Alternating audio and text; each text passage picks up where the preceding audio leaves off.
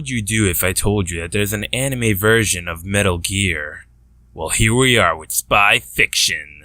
Spy Fiction is a stealth action game developed by Axis Games and published by Sammy Studios for the PlayStation 2 on Christmas Day 2003 in Japan, and then to Europe and North America a year later. It's a game that was inspired by genre-defined espionage classics, and it really does show in the way it feels like an anime Metal Gear Solid game. This game is being covered by request of Pharrell Forever, who seems to want us to take our time and improve on our situational awareness. So let's sneak around and catch our enemies by surprise and see where this adventure takes us.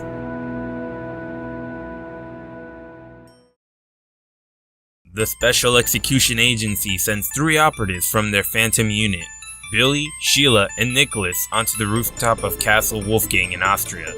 Eve, C's commanding officer, informs them that the terrorist group Enigma is inside the castle, and they must be stopped before they can utilize their bioweapon ladder. As they infiltrate the castle, Nicholas is captured and the rest of the team head off to rescue him until they are captured and forced to watch as Nicholas is executed. The story takes place 2 months prior, and now begins your adventure to see how you got into this mess in the first place.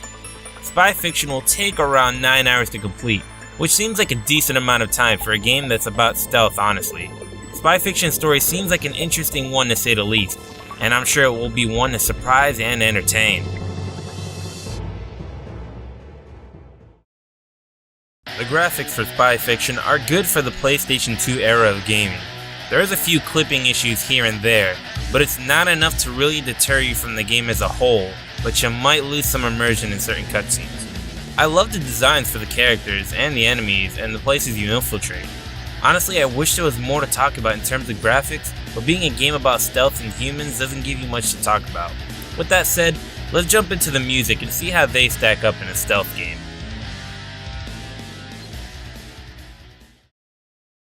The music for Spy Fiction came out of left field for me. I was totally unprepared for it, but I actually love it as well.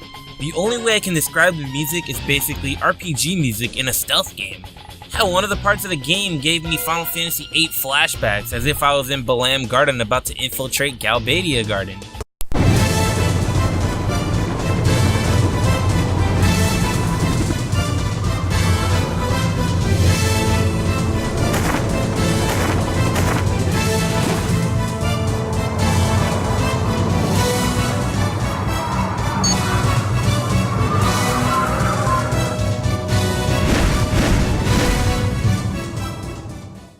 The music is so unique and unexpected that I really feel this game's soundtrack will be one of the more memorable ones out of the games I've played. Time has come. Anything could happen on a night like this. Still going in? I'm ready for it. There's no turning back for me now. Whatever you want. Okay then, let's get on with it.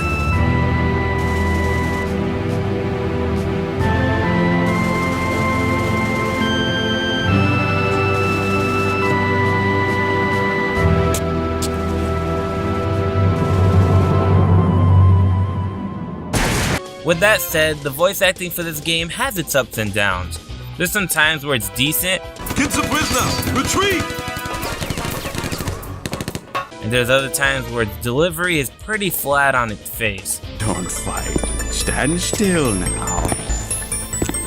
I've arranged a delightful show for you. Something special. You guys know I'm pretty forgiving with voice acting at times, so this game's seesaw voice acting doesn't really deter me from enjoying the game, and I hope it won't for you neither.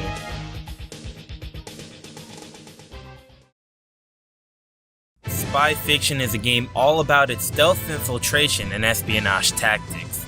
You'll sneak around, knock out dudes, and try to wrestle the controls for this game. Honestly, it felt like such a harrowing experience to get my character to move around and go where I needed her to go. It was just as annoying to navigate the menus, trying to stealth, and trying to hide inside of barrels and such. It sucks too because if you aren't able to control your character much, it's going to really stop the enjoyment of the game for a lot of people. What's even more strange about this game is that while it's a stealth game, the field of view for these bad guys is about as small as a horse with blinders in the front of their faces. I'm practically staring down a bad guy while he stands there on watch and he doesn't really respond until I get super close to him.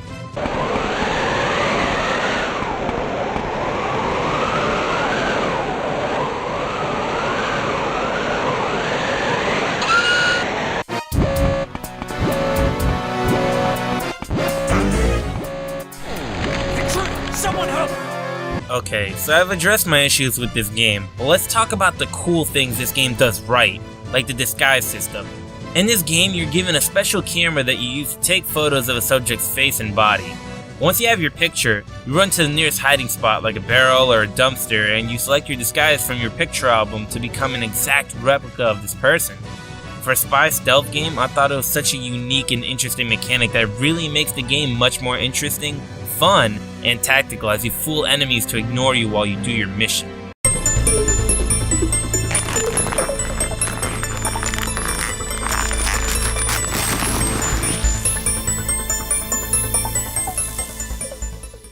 Another thing I like about this game are some of the gadgets you can use, like the shaving taser. One in particular are these claw-like objects that you can use so you can sneak around walls to avoid enemies. Couple that with your stealth camo, and the enemies won't even know you've been there. It's little things like this that really let me enjoy the game more and immerse me in the espionage tactics this game holds. In the end, if you can get past the clunky controls, Spy Fiction seems to be a fun game with some very interesting ideas in there.